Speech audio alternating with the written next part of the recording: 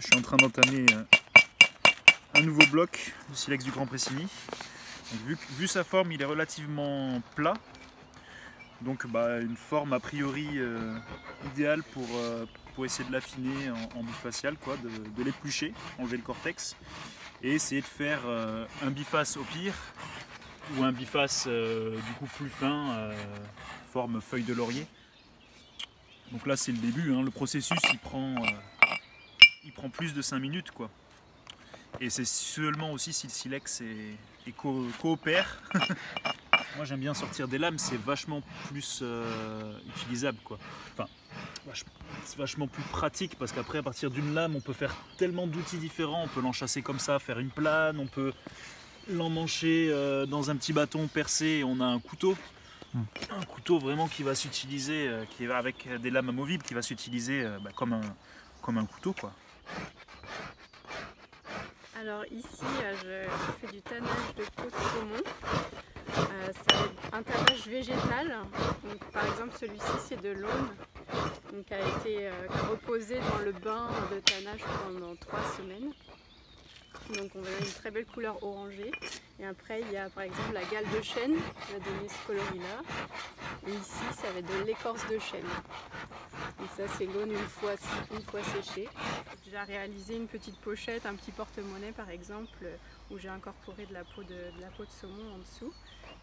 C'est vraiment quelque chose qui peut très bien être contemporain. Des vêtements, on va venir décorer et aussi on peut faire des sacs. Donc le saumon c'est résistant à l'eau, donc on peut aller jusqu'à avoir quelque chose de waterproof. Voilà.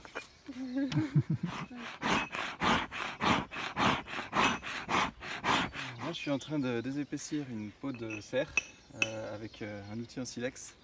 C'est un grattoir emmanché sur un manche en bois, ligaturé avec du cuir cru.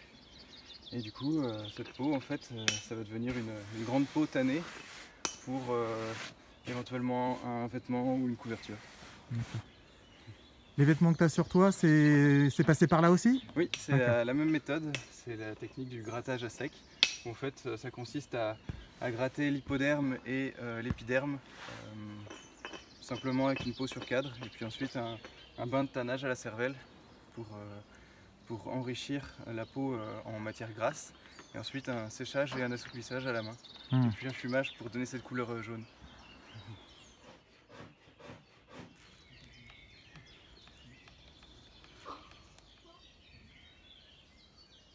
J'ai fait une formation de poterie il y a plusieurs années dans une école. J'ai fait un brevet des métiers d'art dans un lycée à Vierzon. Et puis après j'ai arrêté, j'ai fait des saisons.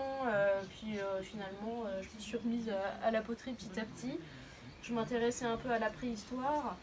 Et puis de fil en aiguille, je suis revenue à la poterie et puis faire de plus en plus grosses poteries.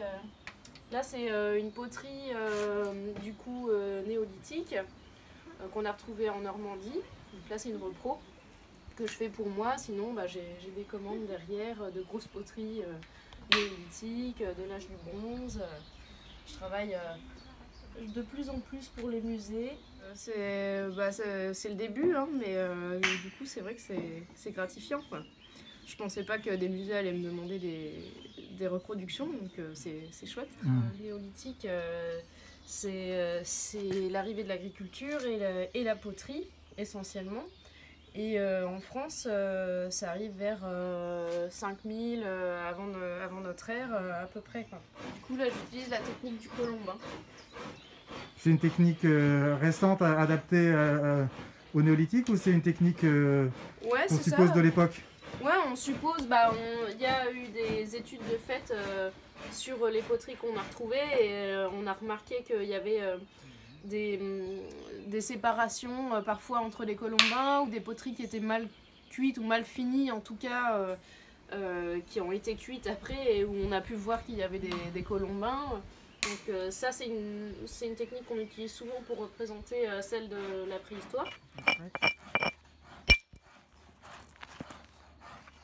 tous les jours, soit on fait du tannage, soit de la taille, soit des outils, soit de la vannerie, de la poterie. Et combien de temps ça vous prend par jour? C'est très variable, mais en général on fait un peu ça tout au long de la journée, quoi. Avant tout, c'est un mode de vie, c'est pour voilà, c'est avec notre démarche de décroissance, je pense que c'est vraiment quelque chose qui fait du sens.